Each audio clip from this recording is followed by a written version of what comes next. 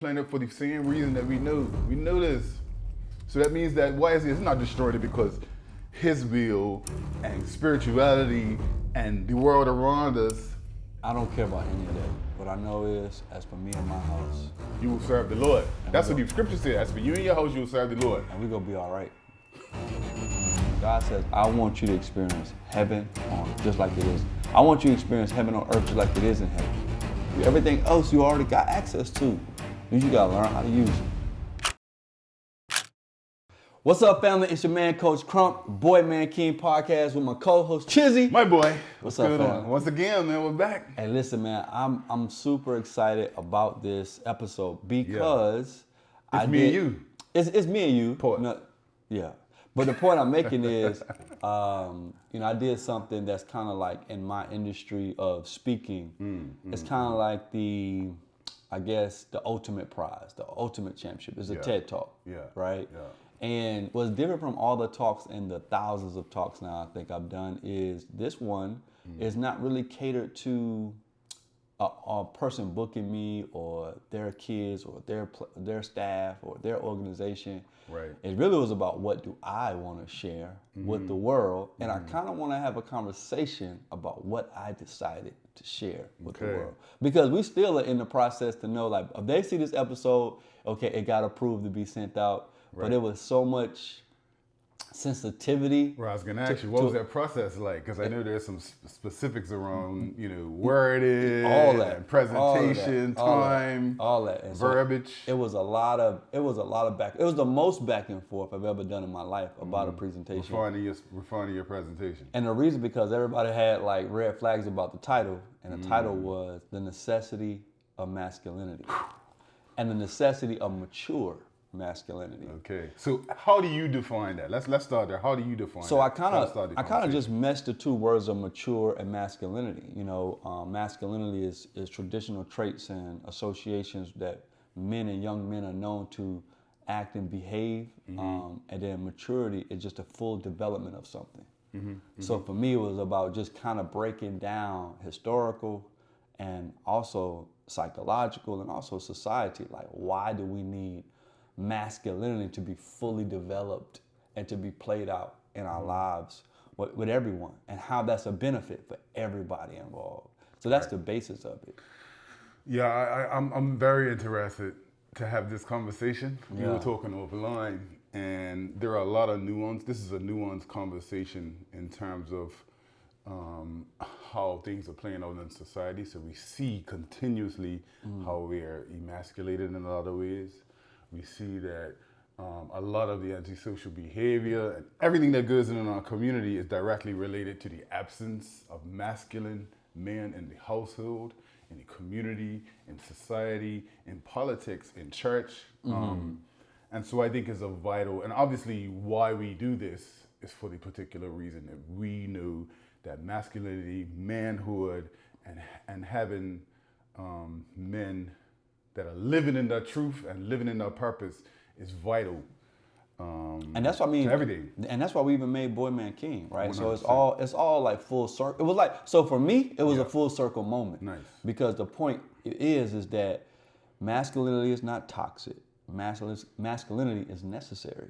But it's about the version, the maturity of it, right? And I was saying, like, the stats and data that I've been doing since the past 10 years of just showing, like, you take a mature masculine man out of a home, that home is like 4 times susceptible to drugs, abuse, neglect, learning deficiencies. Like, it's so many things. Teenage pregnancy, like, the list goes on and on and on, just taking that person out of the household. So much so that America is a society that rewards a household for like Section 8 or anything. You want some benefits? There's a man there.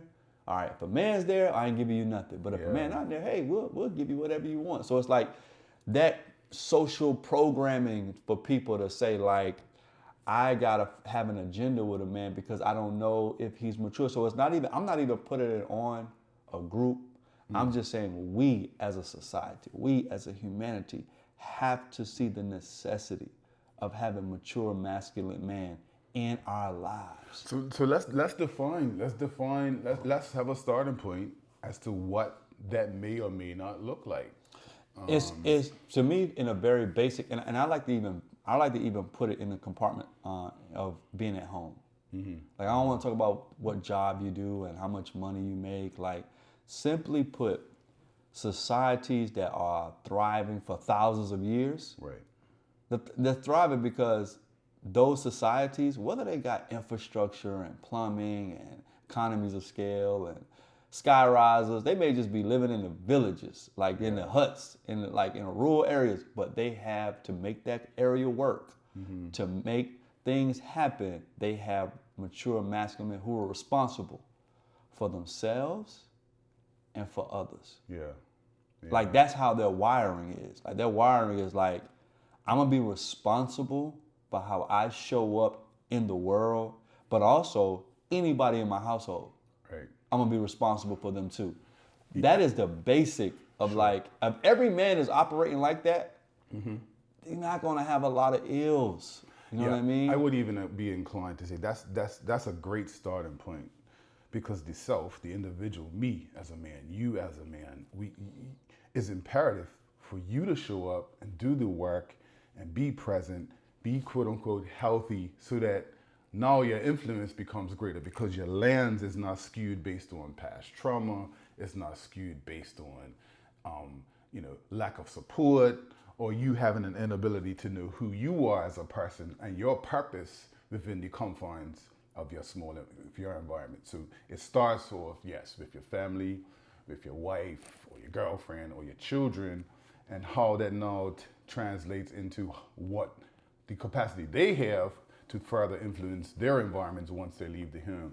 And we talk a little bit about this offline. We were talking a little bit about how this influences, how it's imperative for a man to establish the norms within his household in a way that allows the children, his wife, to really, really accept and embrace this direction that's necessary for the benefit of the larger community. And what we're seeing today is a lot of that is being broken down, a lot of that is being fragmented. Men are not feeling supported. Women are feeling like they can take the role of leadership and raising a young boy and being the quote unquote man. And don't get me wrong, there are a lot of women that do great work, do an amazing job of raising children. But we understand what those deficits look like when a man is not present, and how that plays out with children, when it comes to, like you say, drug abuse and getting involved with gangs. We did a lot of work with young people in Bermuda relative to this. And what we saw was common is most of these young men did not have a masculine man in their lives to support their personal development from young. Because this doesn't start when you're a teenager. And you were sharing some things offline about some of the experience you had with your own son when he was a baby. So the behaviors that we see as when the kids, when they're 2 years old, have to be addressed. And some people be like, the kids, and let them do this and give them acquiesce to what they want. But to your point, like you said, what you allow when they're young starts to spiral and get out of control as they get older. So it's important to really, really, institute structure, values, and behavioral supports for a child, because as a kid, they don't a lot of times start acting out just because they're acting out, and they don't even recognize that the behaviors they're doing need to be guided in a particular way. Of course, a kid doesn't know, and that's kind of like, if I'm a 41-year-old man still learning how to be a better version of myself, you know what I mean, Kai? It's like, bro, like I'm a man, educated, experienced, and I'm still need a coach, a mentor, accountability group to even be the best version of myself right now. Right. How could a thought possibly go across my brain that a child who never lived independently, whose brain is not fully developed, who haven't had deep, intimate relationships, who don't understand economies of scale, who don't even understand how society works, that, hey, whatever you come up with, that's what we're doing. Right. Whatever opinion you have, that's what we're rolling with. Whatever feeling you got, let's roll on that. Like, no. And there are, and we were, like I said, we was talking before, and I kind of was playing devil's advocate a little bit of saying certain behaviors, of course, you want your child to be an individual within boundaries, within reason, to experience what their identity will be. Now, this has become perverse now, because now nowadays children determine at a young age unless they want to completely change their identity physically. And they're at 10 and 10 9 and 9 years old, Bruh. like this is where things are starting to go left. So there is a balance that needs to be struck between allowing a child to have his own experiences with the guidance of a mature man and woman, of course, to help guide the direction that they're going to take. Yeah, but what I was getting at too is that, okay, now that we are aware of that, like how are other societies benefiting from this, and we're not? Yeah. You know, any culture, any community, any family that really not benefiting from mature masculine men that's a part of their lifestyle. And they were saying like the book, 4 Archetypes of a Mature Masculine Man, they said that they researched all the communities across the world, and the West fundamentally didn't have something that every other country and world had, and that was a rites of passage. There's like, you know, so even people that come here who not necessarily groomed as a Western society, modern society, you know, they may bear in a bar mitzvah, the quinceañera, they bring still some of their historical cultural ways of how they do things. But we just like, hey, everybody for themselves. Just willy-nilly. Everybody shoot their shot. Everybody has their rights to express. But it is a cost to that. Like it is a cost to that. And so one of the things they were just saying, like, you have to, so what we did at the school, what I did for my daughter, what I'm doing for my son is I'm putting them through a rites of passage so that you fundamentally understand like how all this works for us.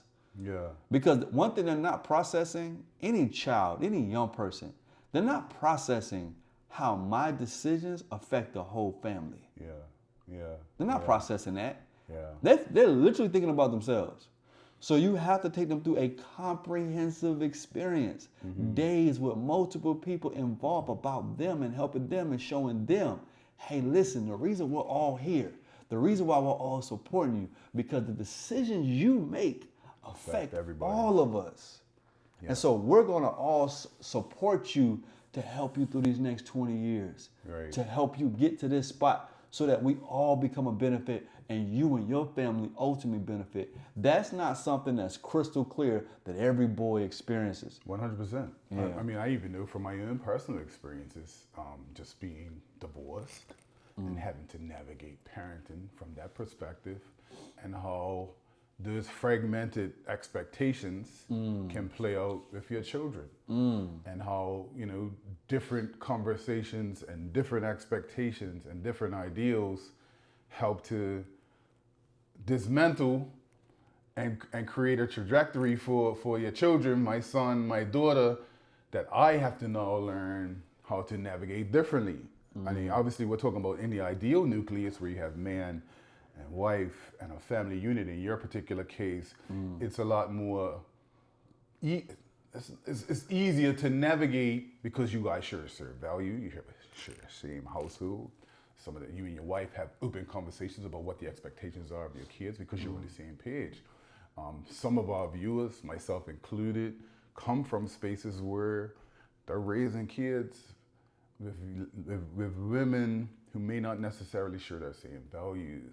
And I think that's a lot of what we're seeing as well. Again, to your point, how removing a masculine, mature man out of a particular space, whether it's removing it from the home or removing his values or his influence of his children, has far-reaching effects in how things play out in our communities. But that ultimately goes down to us as men playing our role of being an example and fighting that fight, because it is a fight. It is a fight. But it also is, and we're going to get a chance to do this, y'all going to see this coming out soon, is that we're going to talk to women to help them understand you play a role too. A huge role. Like, and for this to work, it can't just be, hey, the man's locked in. A woman has to make the choice, the conscious choice. I want a masculine man in my child's life. I want a masculine, mature man in my life. And separating also I think the emotion of it all, I think is a lot of times where the challenge becomes for a female.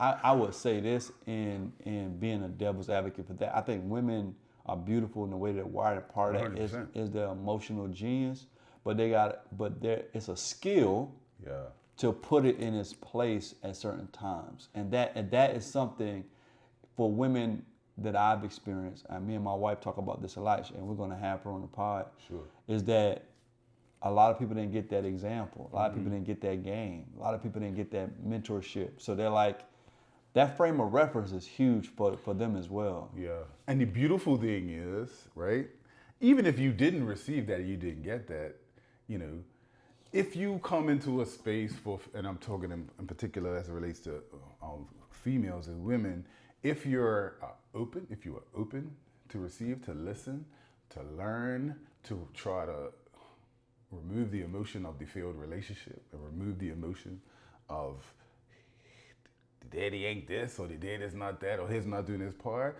it could be a beautiful learning experience for everybody. But I think it first starts with the humility of, all right, we have to do what's best for our kids. We have to create the best environment under the circumstances so that our children thrive, so that my values are infused, your values are infused into this individual, and we have a collective vision for how we want our children to grow.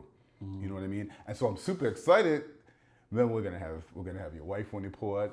We're gonna have a couple other guests on the pod, females who get to speak to what that's like, whether through personal experiences, shifts that they had to make in their own development, because the shift is important. We're not here saying that, you know, how you show up is necessarily the best way that you show up. We all have to make shifts. And we all have to acknowledge that our stances is not everybody else's. 100%. So for me, the reason why I'm such an advocate for this space, the reason why it's not because I have it together, I know everything. I actually know that most men who I work with are operating from a deficit. I'm a man who was raised by a man's man. Right. That he was respected in his home. Yeah. He was respected in his community. He was respected at his church. He was respected at his job. And he was and that was like for 40, like my whole entire life, and still to this day. You know what I mean? So it's I'm dealing with dudes who never even had a father. You know what I'm saying, Kyle? Like, so it's like, how you gonna expect somebody to? So I have an example. So much so, when I wrote my first book, they had to interview me. This was 10 years ago. And when the person finished interviewing me, they said, you know, the person you described was your dad when talking about yourself. I was subconsciously, 12 years ago, operating as a man like my dad. And I talked about that. We had my dad on here on the pod previously. Shout out to my dad. Shout out to Pops, man. Yeah, shout out to my dad. And a lot of the things and the values, obviously, and even the professional endeavors that I get into was directly related to what I saw through my dad, working with young people, always being of service in church, always willing to serve. And I think that, you know, to your point, subconsciously, you don't even recognize you're doing these things until you look back and you're like, yo, I'm really talking about my dad. Exactly. Who I am is 100% directly related. So it comes full circle. And these are the conversations that are important for women to hear as well, because the influences directly shift and shape the choices that children make. And I can't understate how important it is for us as men and women to collectively, no matter what your circumstances are, whether you're married or not married, because just because you have the ideal family nucleus doesn't necessarily mean that you'll have success with how you raise your children. That's another conversation for another day. Although the community will have you believe that marriage is the only way for a child to be successful. That's not what I'm saying. No. It's definitely... That's not true. The biggest thing is, because even with that, I still needed initiated men. 100%. I still needed masculine, mature men to help me throughout my journey. My dad can only take me to a certain point. Right. Then I had the Maurice of the world. Then I had basketball coaches. Sure. Then I had a college coach. Then I had a business mentor. Community. It's a community. Yeah. Really. So for me to exist in a space where I would say I'm being very respected.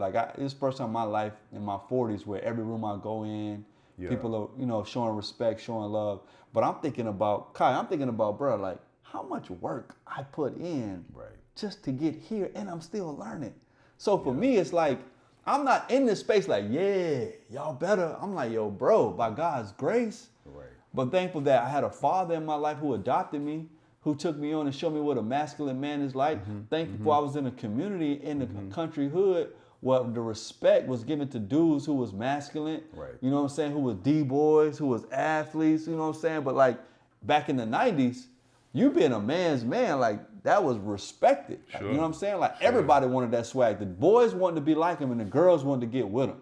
Like that was like a universal thing. So for me, those are all the mentors I had. Then I got to college. I need another mentor. Then I got to Bermuda. I got some other mentors. It's like when I look at my life, I'm a beneficiary of having multiple incredible men in my life. So when I look at another man, I know what's capable, but I also know he probably is working from a deficit. Either he didn't have a significant father in his life, either he had some tremendous trauma in his life, or both, a combination of, and had lacked the necessary mentors to help guide him to the next version of himself. Right. And the whole time, some people that's probably working with him is frustrated because they put the expectation on because he's 18 and he got big muscles and he got tattoos. And he's supposed to know, you 18, you 21, you 30. It's like, bruh, it don't, you could be, those ages is irrelevant if you don't have the development of somebody in your life helping you to walk this thing out. Yeah, that, I think, you know, let's not make no mistake about it. There are obvious extremes to what we're discussing. And just because you're a masculine man and you come into a space and you command that space doesn't necessarily mean that your actions and how you even parent, how people perceive you comes from a place, comes from a healthy place. That's where we get into that toxicity that sometimes men possess. Yeah, but I don't even want to talk about that. So what I'm saying is, when we get into mature masculinity, it's saying that the lover, the brother, the leader, and the supporter, those areas of you are fully developed. Right. So you do all that in a process. So what I'm saying is, those are skills. You're born with the subconscious ability, but to play it all out, to manage it, to cope, to monitor, to emotionally regulate, those are all skills that you have to develop over time. Right, and it starts with you. It starts with me. It starts with you. Yeah, but what I'm saying is, for the brother who wants it, we have men on this platform that say, bro, I'm glad I found you. I ain't never have. Right. So I'm saying, like, my thing is, the reason why I'm putting this out, the reason why we're putting this out, the reason why we're sharing this platform is because we fully understand that a man can have a desire and have no blueprint. Right, nothing really good. You even confess that to yourself. Like, bro, I got to my 40s before a lot of light bulbs went off. But I had a desire to want it in my 20s. Sure. And so because I didn't have it, I went through some experiences that if I would have had the training and the mentoring in my 20s, my 30s and 40s would have looked a lot differently. Right. You know what I'm saying? So that's why I'm so trying to put it out, because I understand, bro. And, you know, obviously there's beauty in God's grace in terms of how you're able to really even take these experiences that you've had, myself included, and be like, all right, I can make a shift. It's never too late. You can always step back no matter how old you are and say, look, man, how I thought I was doing it wasn't the right way to do it. I need to now make intentional steps on what that shift is gonna look like. And it comes down to making a choice, making your associations different, changing how you move, changing what you read, changing what you're exposed to. That's the beauty about this journey that we're taking, this journey called life, because it's never a short stop. You never get to a point and you're just like, all right, well, I just can't throw my hands up. And you have a lot of people that choose to do that. But if you have a desire, then the resources can be provided for you. The people can be sent in your direction. But it starts with analyzing yourself and recognizing where your deficits are and what you can do and have to do, so that the people around you and the people that love you can benefit from that work that you put in. Yeah, man, I love it. That's a great way to end this episode. Chizzy, man, I appreciate you, I respect you, man. But like, the work that we're doing is kind of standing out to me more and more how necessary it is. And that's why I said what I said. That's why I share what I share. Man, if you got a chance to check out the TED Talk, man, check it out. the necessity of mature masculinity. Man. Yeah. That's our time. We're out. As you know, the journey continues. You already know. Yeah, man.